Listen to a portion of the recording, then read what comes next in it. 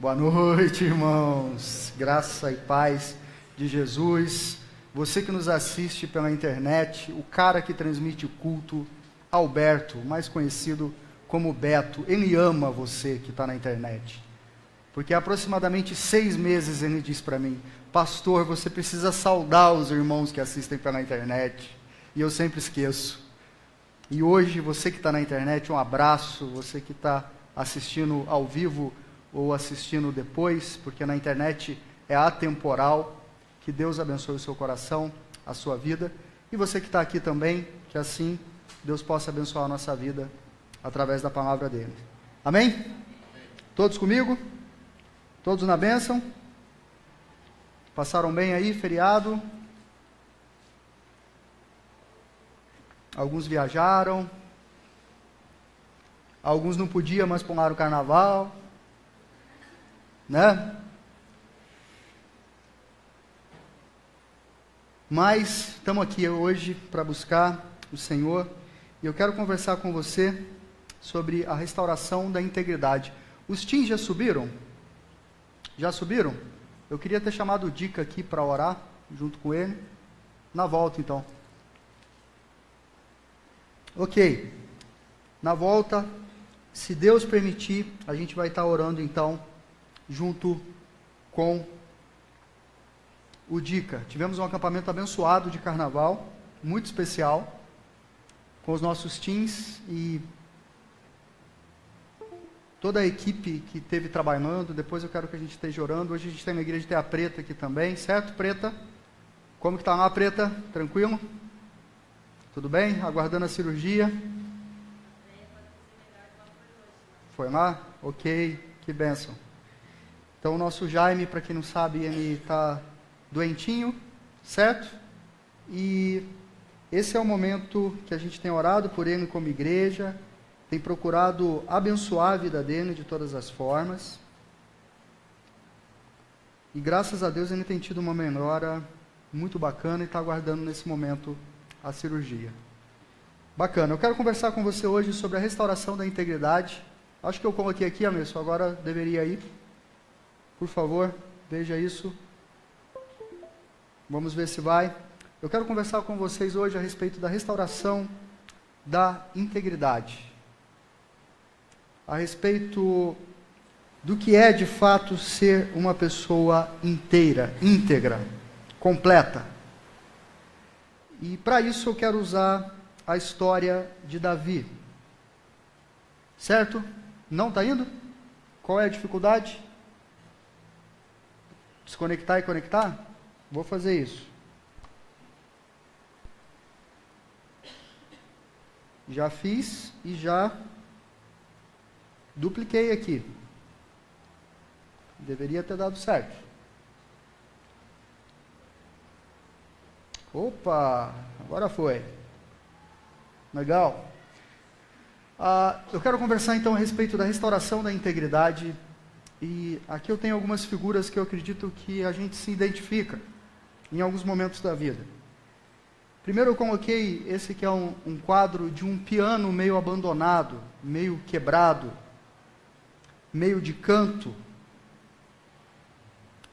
E por vezes eu sinto que a gente tem essa experiência na vida, de algo que está abandonado, que está no canto. Em outros momentos, algo se partiu. Talvez tenha aquela luzinha ali dentro, tem a sensação de que ainda existe um ponto de retorno nessa estrada que a gente vai, de que a gente pode voltar atrás, de que algumas coisas podem ser diferentes, mas a gente sente que algo se partiu, quebrou, uma parte de nós. Tem uma frase que é atribuída a Shakespeare, mas dificilmente é de Shakespeare, que diz que o mundo não para que a gente come os caquinhos do nosso coração. E às vezes é essa a experiência, de alguém que está tentando pegar os pedaços e juntar, e tentar fazer com que esses pedaços façam sentido. Tentar fazer com que, de alguma forma, a dor, o sofrimento, a culpa, o medo, eles possam fazer sentido. Então, a experiência de juntar caquinhos. O que você está fazendo? Eu estou juntando caquinhos. Eu estou tentando me colar de novo. Eu estou tentando restituir a minha paz, o meu sentido, o meu jeitão, e por aí vai. Por vezes, ou em todas essas imagens, a ideia é de alguém que se sente em desespero. Talvez você vive um bom momento da sua vida hoje, mas é bem verdade que dificilmente você não viveu isso, e que dificilmente você não vai voltar a viver essa sensação de enterrar a mão na cara e dizer, e agora? Como que vai ser isso? Há quem diga que foi no momento assim que Pedro voltou para Cristo. Porque Pedro, ele nega a Cristo por 3 vezes. Eu não conheço esse homem, eu nunca ouvi falar desse homem. E ele começa a correr na direção contrária da cruz. Apenas João acompanha a crucificação.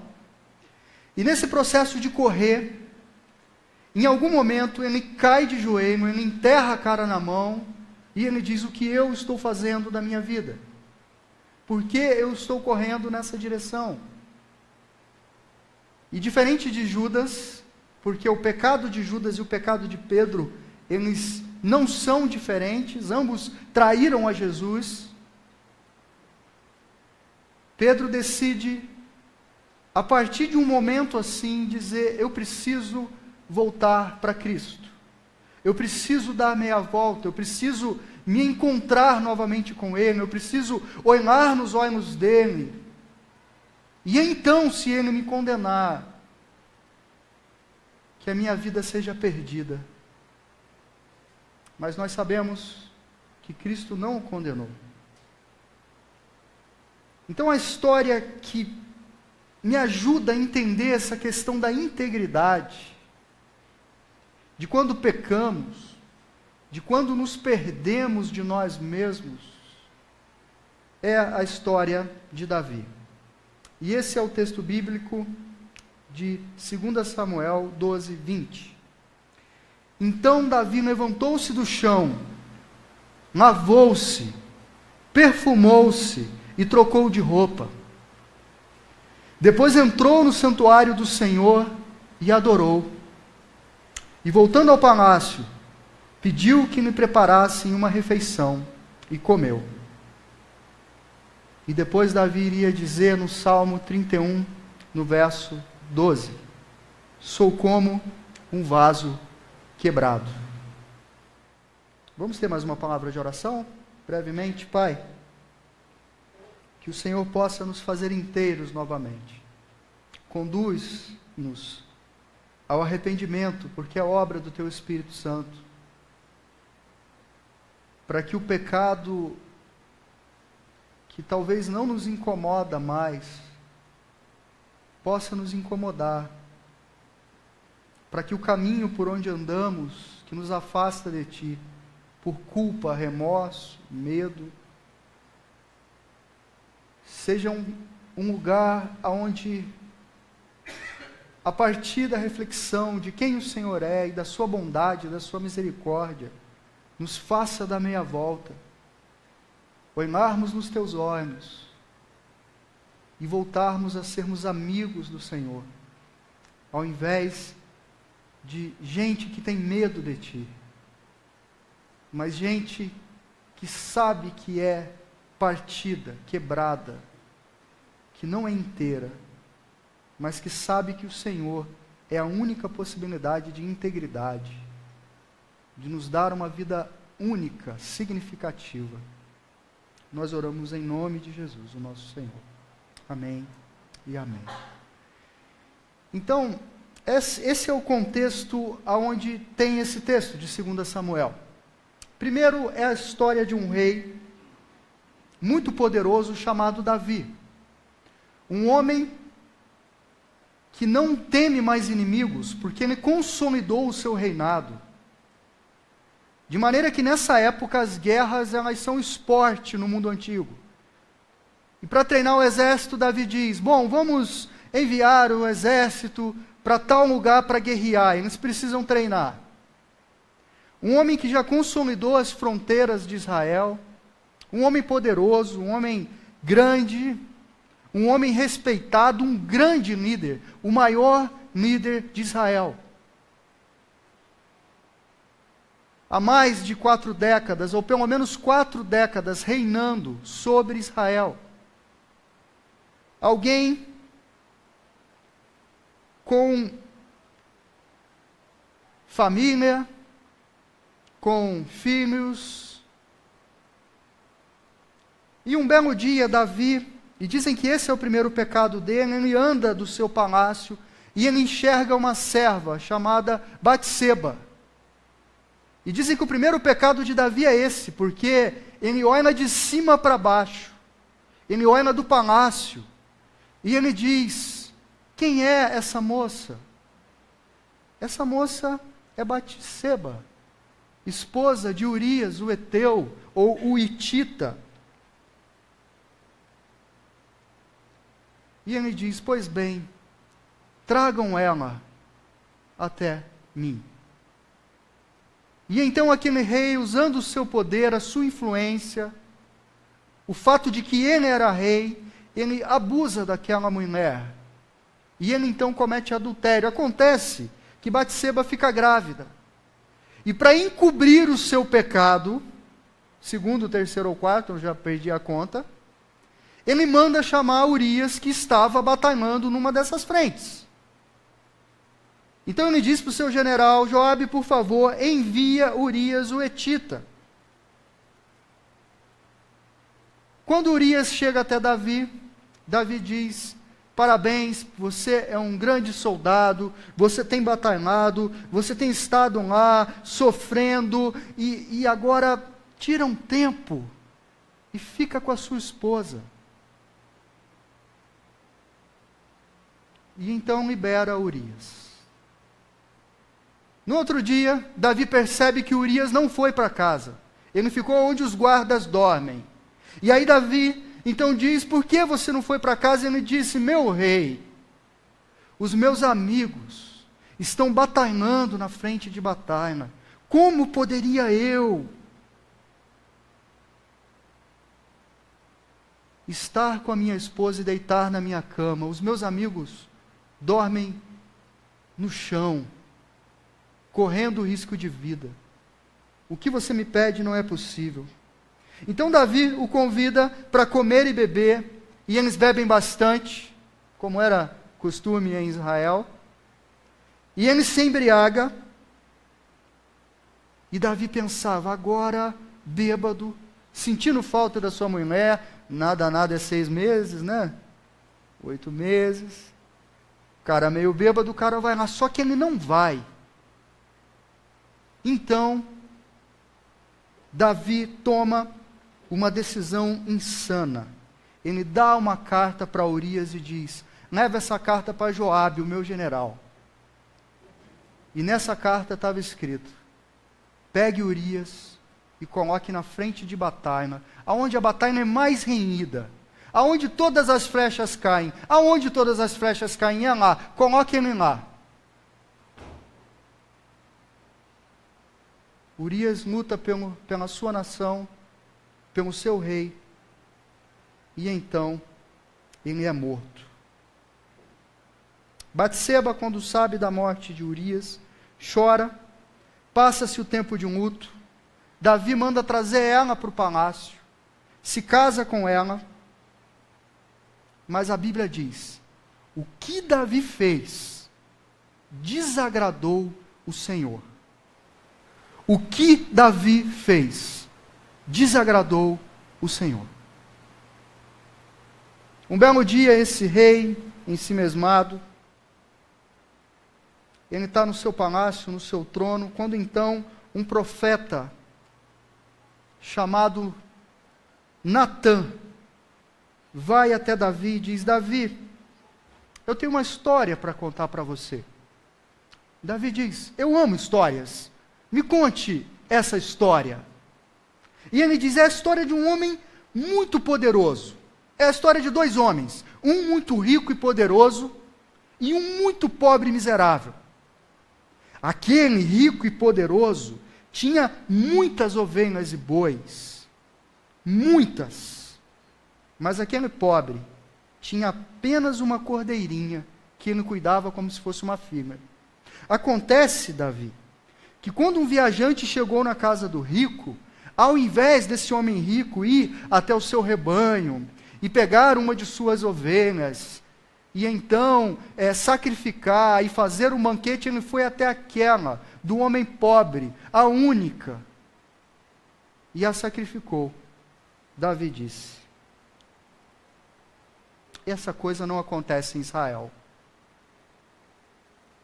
Me fala o nome desse homem, porque esse homem merece morrer. Esse homem merece a morte. Davi, como todo bom profeta, que não tem medo de não ser amado, aponta o dedo na cara de Davi e diz: é você. Você é esse homem.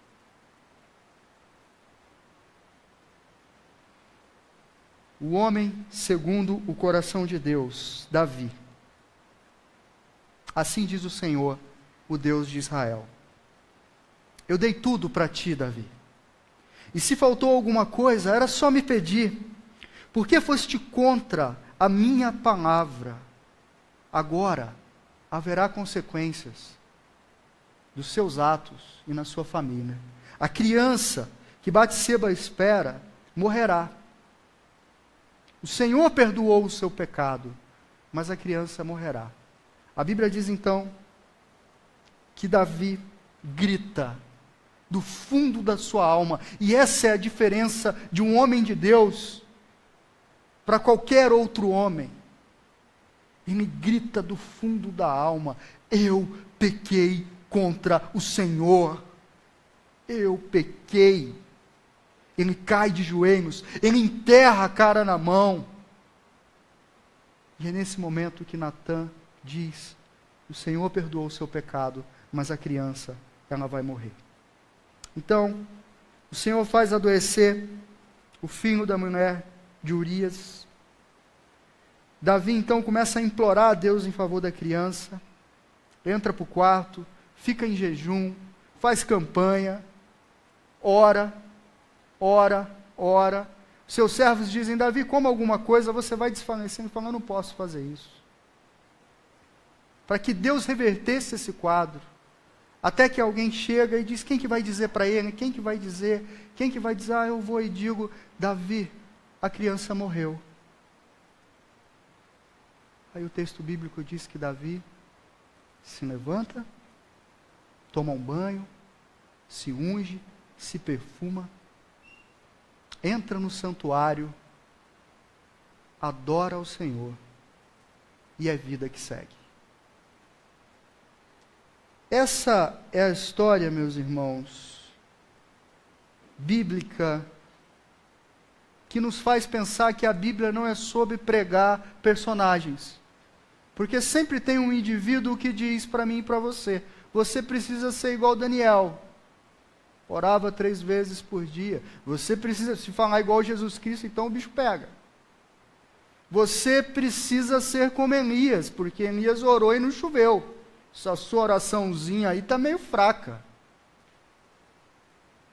Essa história que me faz pensar, porque ninguém nunca bateu nas minhas costas e falou assim: você tem que ser como Davi. Ou como Salomão, aquele que tinha 300 mulheres, fora concubinas. Devia ser uma briga, hein? Imagina, cara. Imagina, 300, irmão. Deus nos livrou dessa, graças a Deus. Então, quando você vai ver a vida de Davi, a primeira pergunta que eu faço é: por que esse texto está na minha Bíblia?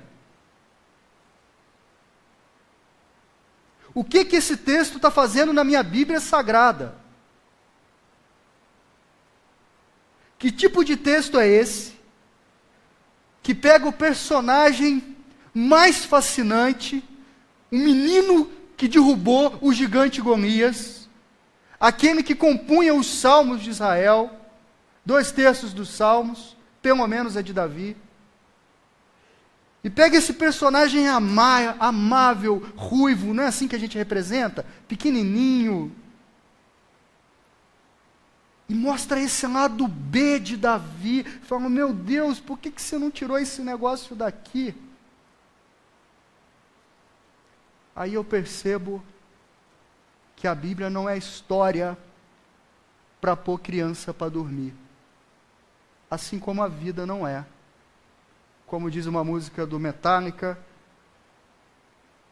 segure firme a minha mão, nós não estamos na terra do nunca. É uma canção de Niná.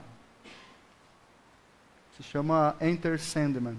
Diz assim, a luz vai embora e a luz vem. Ele está cantando para a criança dele, para o bebê dele. Segure na minha mão, nós não estamos na terra do nunca. É assim que a vida é, ambígua. E eu digo, eu tenho muito que admirar em Davi, mas eu tenho muito que repudiar em Davi. E quando você olha para as histórias bíblicas, você começa com Adão aceitando os frutos da mão de Eva.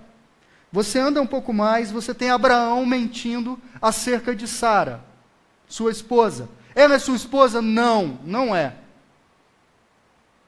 Abraão, o pai da fé, mentiroso. Você tem Pedro dizendo, eu nunca ouvi falar de Jesus Cristo. Você tem Noé, bêbado, nu, diante das suas filhas. Você tem Ló, deitando-se com as próprias filhas. Você tem Tamar, enganando e seduzindo o próprio sogro. Dá para ficar aqui a noite inteira falando a respeito daquilo que a Bíblia fala. Pecadores. Matéria-prima humana, eu e você. Gente partida. Gente cuja integridade é questionável. Davi era um homem de Deus, mas ele não era um homem de Deus perfeito. Assim como eu, assim como você. Então, quando eu penso nessa integridade, a primeira coisa que eu aprendo, se você teve a experiência da culpa, além daquela de dezembro para janeiro, eu mesmo disse que eu ia correr. Vocês percebem que eu não corri? Percebe que o seu estado está crítico, porque caras como o Pedrão vêm até você e dizem, ô pastor, você está gordo, hein? Você fala assim, eu estou crítico, vou fazer o quê? Mais do que aquela culpa, né, de você, o maestro tem aplicativo, né? Daí tu pode pedir lá aquele x-salada que tem promoção durante a semana, os caras entregam na tua casa rapidinho, cara, com aquela batata rústica.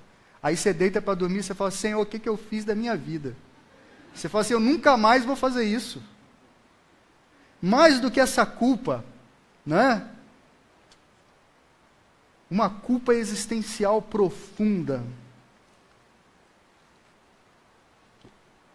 de quem sabe que está em falta diante de Deus. Que diante da santidade de Deus não dá para chegar com conversinha, com lero-lero. Diante da santidade de Deus, eu e você deveríamos sermos esmagados. E não é isso que acontece. Então, quando eu sinto esse momento de culpa existencial, a primeira coisa que eu aprendo é sobre mim e o caminho. Primeiro, que o caminho que é Jesus Cristo, diferente daquilo que foi pregado em todas as igrejas, na década de 80, 90, início de 2000, e ainda é pregado em algumas, o caminho de Jesus Cristo não é um caminho de perfeição. Não é um caminho de perfeccionismo. Não é um caminho para gente que diz, eu estou pagando o preço. Quem aqui já ouviu isso? De alguém? Ninguém ouviu? Pode levantar a mão assim. Eu estou pagando o preço. Agora um monte de gente levantou, nunca ouviu, mas levantou em solidariedade a mim. Eu agradeço. Depois eu vou te dar um abraço. Obrigado. Obrigado. Eu fiquei contente. Não fiquei sozinho aqui falando. É gente que diz assim, porque eu estou pagando o preço da oração, do jejum, do poder. E você chega perto da pessoa, você começa a sentir mal. Porque você fala assim, Deus, gente santa demais, desconfie, meu irmão e minha irmã. Desconfie. Porque ela tem uma dificuldade de se enxergar de verdade. O caminho de Jesus não é um caminho de perfeição. Você não tem, no relato bíblico, o menor esforço para maquiar a história de Davi, para tornar ela mais maleável, admirável moralmente. Você não tem. Você tem a realidade nua e crua da inevitabilidade, da imperfeição. Como disse Philip Yancey, que conheceu uma mulher, e eu também já tive a experiência de conhecer alguém assim, nesses tantos anos de caminhada cristã, que dizia, faz 1 ano e 8 meses que eu não peco.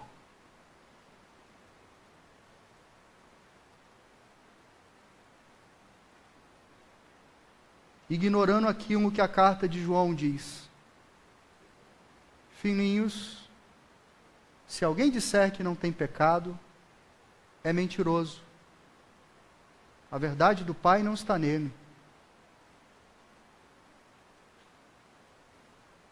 Jesus é capaz de se compadecer das nossas fraquezas. Ele é capaz de se compadecer dos que não têm conhecimentos e se desviam. Jesus é misericordioso. E essa é a única razão que eu estou aqui hoje com você. E que você está aqui comigo.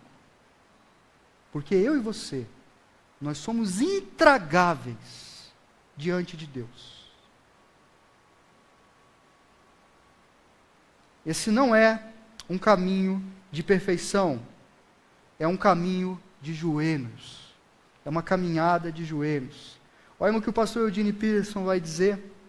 O Espírito Santo não está recrutando para o caminho de Jesus uma elite, uma equipe composta exclusivamente de astros e estrelas da santidade. Na verdade, ele está recrutando gente partida e gente quebrada, mas é gente que sabe que é partida e que é quebrada. Não gente que se acha de alguma forma perfeito ou perfeita. Quando você vem para o pastorado, você acha que o mundo funciona como você acha que não funciona. Você acha que todo mundo é feliz, que o marido ama a esposa ama o marido, e todos amam os filhos, e os filhos amam os pais, e aí você vira pastor. E é assim, não é? Aí começa a vir gente para a sua igreja que está no 10º casamento. Eu vou falar o quê? Falar assim, viu, Deus não ama você não, se mata. É isso que eu vou fazer? Faz sentido isso para vocês?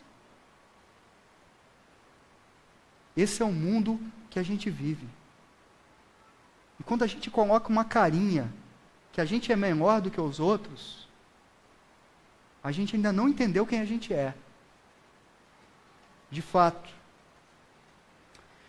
Então, segundo, quando aprendemos sobre nós, o caminho é um constante caminhar com a graça, um passo de cada vez.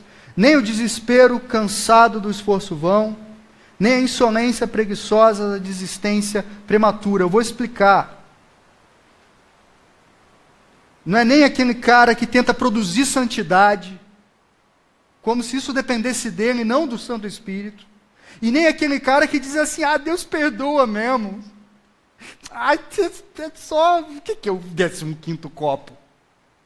Carnaval, pô, né? Vamos ter todo mundo feliz, vamos beber, vamos... E a Bíblia diz isso, né? Que quando Jesus voltar, as pessoas bebiam, casavam, se davam em casamento, e isso é cinismo, insolência, isso é safadeza, isso é maldade. Então não é nem o desespero de gente que tenta ser suficiente diante de Deus, e nem gente que não faz nada para mudar nunca, em hipótese nenhuma. E diz assim, a graça de Deus, né? A graça de Deus, fui lá, matei o cara, dei 3 tiros nele, mas Deus perdoa, né? Mas e o outro lá, que você também estava com raiva? Eu vou matar ele amanhã. Amanhã eu pego ele. Eu falei, mas que isso, irmão? Mas Deus é misericordioso, né? Então, meus irmãos, a pergunta é, qual é o passo que a graça de Deus te permite hoje? Talvez é fazer uma oração. Faça a oração. É dizer assim, Deus, eu estou cansado da vida que eu estou vivendo. Talvez você só tenha força para orar. Você só tem força para dizer, Deus, me ajuda. Mas faz essa oração, porque é a graça de Deus que está permitindo você fazer essa oração. Porque se não for a graça de Deus, você está entregue a você mesmo. E você entregue a você mesmo, você é um animal, uma besta. Você só segue o seu desejo. Gente cujo Deus é o próprio ventre. É como o apóstolo Paulo vai dizer. Gente insaciável. Como o Provérbios vai dizer, a sanguessuga tem 2 finas, dá e dá. Nunca é saciada. Se você teve um lapso de 1 segundo de dizer, Deus, eu preciso do Senhor, eu quero ser diferente, muda a minha vida, Deus já está agindo na sua vida, meu irmão. Porque senão tu não faz isso não. Isso já é a ação do Santo Espírito. Qual que é o passo? Tem gente que talvez o passo que a graça vai permitir de Deus é sair daqui e dizer, chega! Chega de viver dessa forma, ou fazer isso, ou pensar aquilo. Qual que é o passo que a graça de Deus me permite hoje? Porque esse caminho é um caminho com a graça. O apóstolo Paulo disse, Deus, livra de mim esse espinho na carne. Alguns teólogos vão sugerir que isso poderia ser um pecado, uma tentação sexual, ou até uma enfermidade, que Paulo nunca se recuperou completamente da cegueira, ele tinha limites. Há várias teorias a respeito disso. Mas ele dizia, Deus, me livra disso. E Deus dizia, a minha graça te basta, porque o meu poder se aperfeiçoa na fraqueza. Ou como Brennan Manning vai dizer, se você já orou dizendo, Deus, que eu nunca mais peque, Deus vai dizer, você nunca mais vai precisar de mim. Você não entendeu que você é quebrado, partido, e que eu sou aquele que está juntando as peças da sua vida para te fazer inteiro. Talvez você vai ter que orar e se arrepender todos os dias da sua vida. E eu estarei lá para te perdoar. Não é isso? A misericórdia do Senhor se faz nova toda manhã. Ou o Deus que disse assim, quantas vezes você tem que perdoar o seu irmão? Quantas vezes? 70 vezes 7. Tem gente que conta, né? Se o Senhor está quase. Se pisar mais uma vez no meu pé, o Senhor sabe que 70 vezes 7, né? Até a pressa, né? Vai perdoando rápido, para ir contando, né? Na hora que... Ele está dizendo assim, quantas vezes você tem que perdoar sempre? Você acha que Ele não vai te perdoar sempre? Que Ele vai te abandonar? Se você disser para Ele, Deus, eu preciso de Ti, me ajuda. Talvez esse é o passo que a graça de Deus te permite hoje. Algumas histórias bíblicas, eu já falei sobre isso, Abraão, Adão, Pedro, Jacó, o mentiroso, enfim, tem infinitas histórias bíblicas que falam a respeito de que a nossa vida é uma vida partida. Eu percebo sobre nós e o caminho que é um constante autoexame sincero. Pela primeira vez examinei a mim mesmo com um propósito seriamente prático, disse S. Lewis. E ali encontrei o que me assustou, um bestiário de luxúrias, um hospício de ambições, um canteiro de medos, um harém de ódios mimados. Meu nome era Legião. Dia após dia, olhar para dentro de você e dizer: eu preciso do Evangelho de Jesus Cristo, eu preciso de arrependimento, eu preciso de perdão. Segundo, quando a integridade é perdida, o coração do íntegro é confessional. Ele se arrepende sem rodeios e justificativas. Natan acaba de contar a história. Davi não diz assim, viu? Mas será que sou eu mesmo? Não. Davi cai de joelho e diz: eu pequei contra o Senhor. Ai de mim.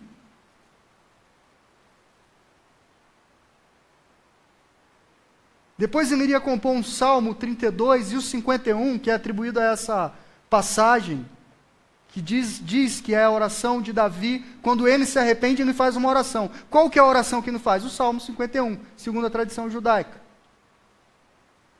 Mas o Salmo 32, ele diz: todo justo orará a ti a tempo de poder te achar. Todo aquele que é santo orará a ti a tempo de poder te encontrar. Ainda que seja um tempo de muitas águas, essas não atingirão a ele, porque ele já está sobre a rocha. Ele está em Deus, ele é inabalável. Ele diz: todo aquele que é santo, todo aquele que é justo, todo aquele que é justificado, se você é filho de Deus. O Espírito Santo vai dizer para você: meu filho, esse não é o caminho que eu tenho para você. Como dizem os pentecostais, te conserta, varão, te conserta, varoa. O coração do íntegro se arrepende sem rodeios e justificativas. Ele me diz assim: eu fracassei, eu fainei. É engraçado que a gente não consegue fazer isso nem uns com os outros, né? A gente está sempre cheio de razão. Essa geração nossa, essa cultura, esse mundo que a gente vive, a gente é cheio de razão. A gente nunca está errado. O outro nunca está certo. Você quer dar um conselho para alguém, cuida da tua vida. Se você quer chamar a atenção, então, aí o cara vai falar assim: viu, brother? Sai fora. Se você é santo, você ouve a voz de Deus. E quando ele fala com você, não é o pastor que está falando. A voz dele é um pouquinho mais forte do que a minha. Segundo todos os filmes que narraram a voz de Deus, é grave e dá medo. Não é isso? Moisés, desce do monte. Eu não consigo. Se ele falou com você, não sou eu que estou falando. Acredite, quisera eu ter poder para mudar a vida de alguém. Mas eu sei que o Santo Espírito, ele muda. Ele está transformando a minha vida, eu acredito que está transformando a sua também. O pecado de se recusar ao arrependimento sincero é pior do que o pecado real em si. Pior do que o seu pecado é você se recusar a se arrepender. Uma vez que o pecado foi confirmado, em um tempo quando você era superado por sua inclinação para o mal, agora você pode olhar para trás e pensar sobre suas ações em confissão e arrependimento. Esse é um texto da sabedoria judaica dizendo: se você se recusa a se arrepender, isso é pior do que o próprio pecado em si. O coração do íntegro é confessional e ele confia na restauração e na mão que o sustenta. Ainda que o justo caia 7 vezes, tornará a erguer-se. Quem é você para julgar o servo alheio? É para o seu Senhor quem está de pé ou cai, e ficará de pé, pois o Senhor é capaz de o sustentar. Esses textos, eles me ajudaram demais a não julgar as outras pessoas, porque eu me lembro que quando eu me converti, eu fiquei um cara mais tão chato, que eu virei crente. Porque crente é chato. Então eu virei aqueles crentes chatos. Entendeu? Que fica monitorando a vida de todo mundo, que fica investigando, que fica policiando. que fica dizendo o que pode e o que não pode. E aí eu cheguei na minha família, era um acampamento desses de teen, eu era teen na época, eu já fui teen, e eu cheguei em casa e eu falei, mãe, eu me encontrei com Jesus. Eu descobri que minha mãe estava desviada, porque ela me levou na igreja quando era criança, e depois ela parou de ir na igreja, e daí ninguém mais foi para a igreja, por fim a minha família inteira desviada, e eu me converti, 15 anos de idade. Aí eu comecei a falar de Jesus. Acho que minha mãe ficou com a raiva de Jesus nessa época. Eu acho que Jesus não tinha culpa. Eu acho que o culpado era eu. O problema nunca é Jesus, o problema é o fã-clube de Jesus. O fã-clube de Jesus, às vezes, incomoda um pouco. E aí eu falava assim, mãe, esse cigarro na sua mão, sabe quem acendeu? 15 anos de idade, petulante desse jeito. Isso foi o capeta. A senhora vai para o inferno. Rapaz, minha mãe teve uma paciência. E um dia eu acho que ela se estressou, ela conhecia a Bíblia demais. Conhecia muito a Bíblia. Eu não conhecia nada, tinha tido uma experiência com Deus. E ela só ia na Bíblia só. Só pá, pá, pá, pá. Aí um dia ela falou assim, viu, Ricardo? Aquele que está de pé, cuide para que não caia.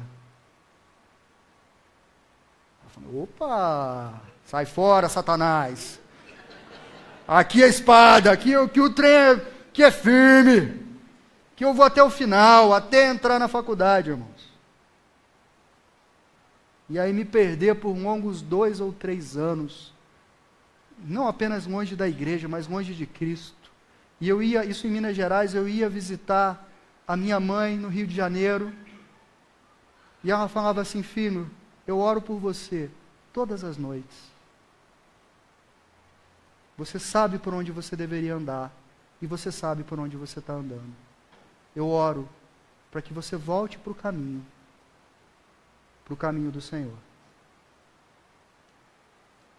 Quantas vezes a mãe ia dormir na frente, eu ia entrar no quarto para dar uma boa noite para ela, ela estava de joelhos chorando, orando por mim.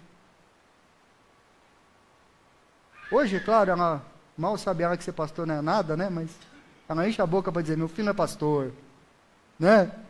Eu falo, mãe, você não sabe metade, mãe. Esse negócio é muito doido, mãe. Mas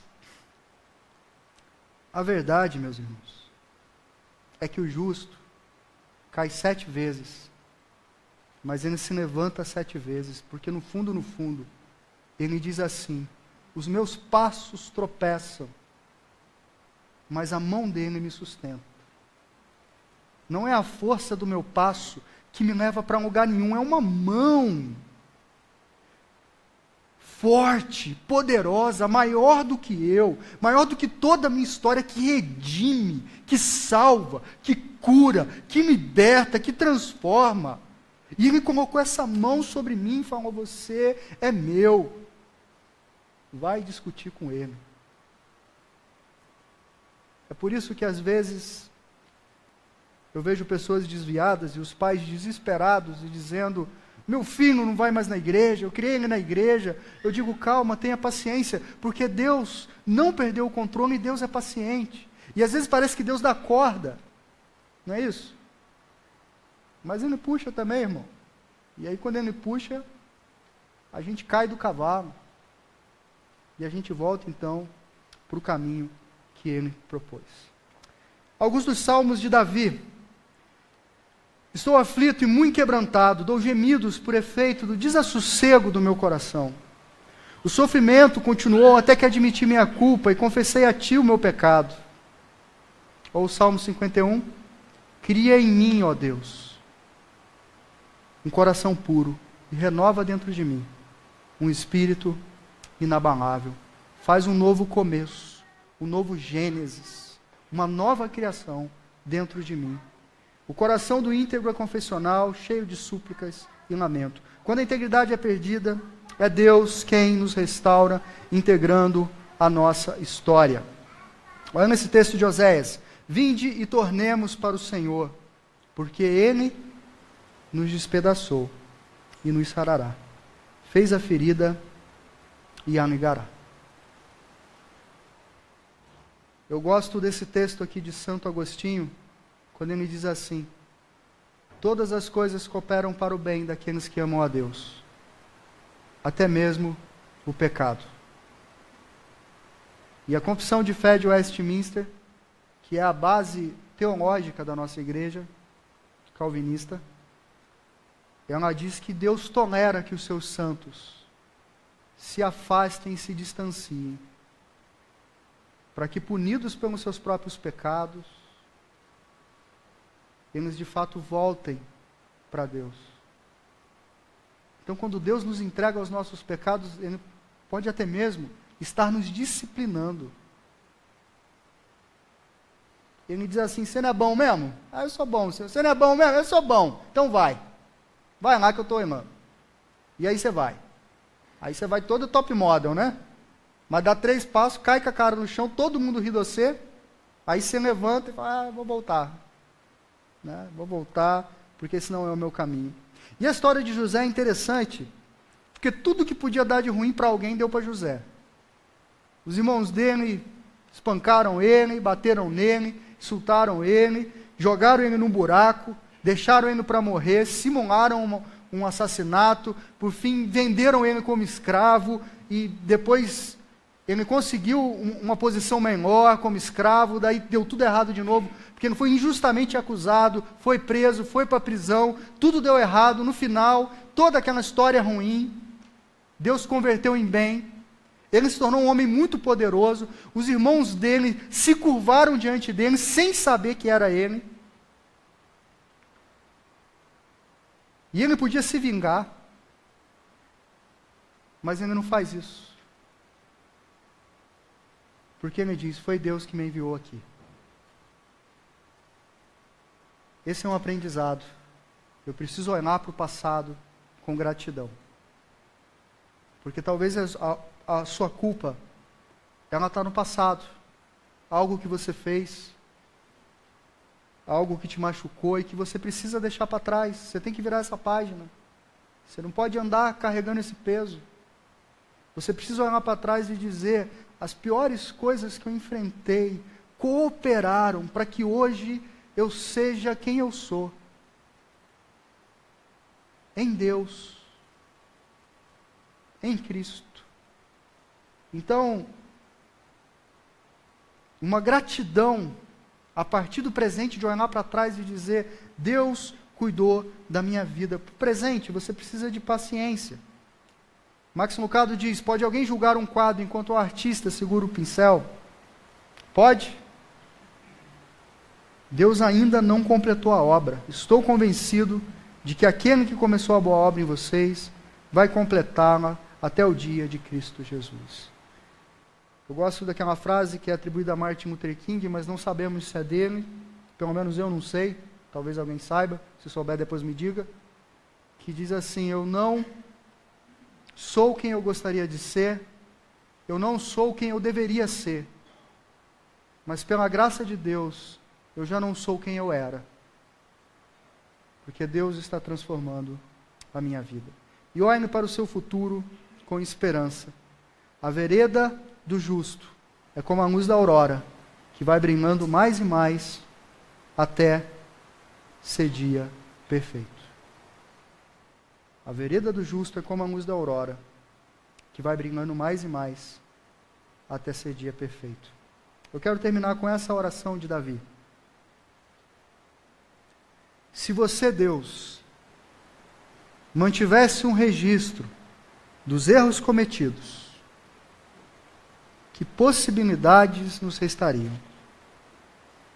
Mas o que se percebe é que você tem o hábito de perdoar. E é por isso que você é adorado. Essa é a versão da mensagem. É por isso que você é adorado. Eu quis enfatizar a adoração, porque ela vem a partir desse perdão de Deus.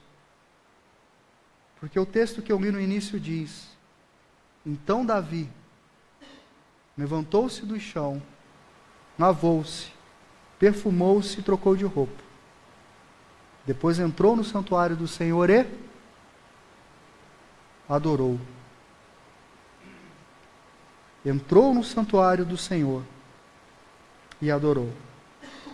Voltando ao palácio, pediu que lhe preparassem uma refeição e comeu. Amém? Chamar já o Ministério de Louvor para ir vindo aqui à frente. Essa é a imagem de uma profecia que é dada a Jeremias. Deus diz para Jeremias: Jeremias, desce e vai na casa do oleiro, aquele que faz o barro, o vaso de barro. O que tem, Senhor? Tem esse vaso quebrado. O oleiro está fazendo de novo, não está? Tá, Senhor. Deus diz assim: eu não tenho poder para moldar Israel, a minha grande alegria.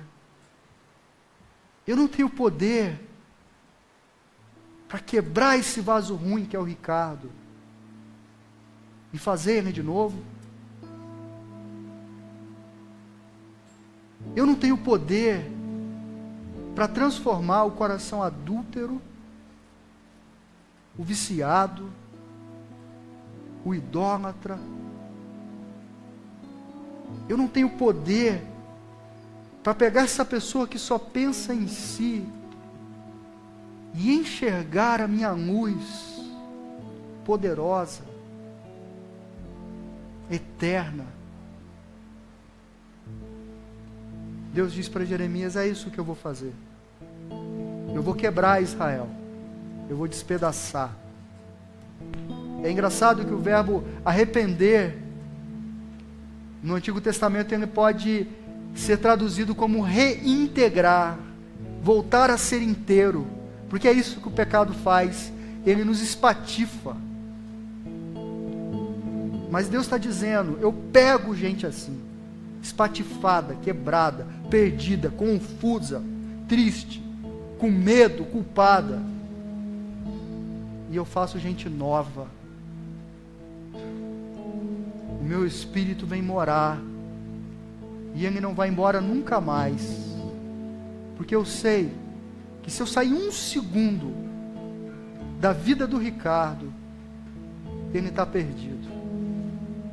Por isso eu não o abandono, porque a única esperança dele ser íntegro, inteiro, é se eu morar nele e vigiar ele bem de pertinho, quando acorda, quando dorme e durante o dia. Eu quero convidar você a orar. Eu quero convidar você a dar o passo que a graça de Deus te permite essa noite.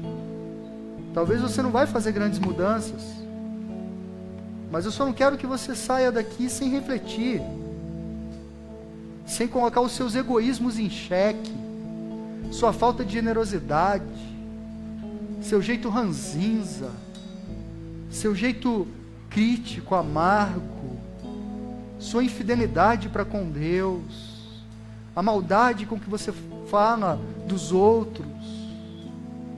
Eu convido você a colocar diante de Deus e dizer: Deus, eu estou nesse caminho há tempo demais, eu preciso voltar. Eu não sei como voltar, Senhor.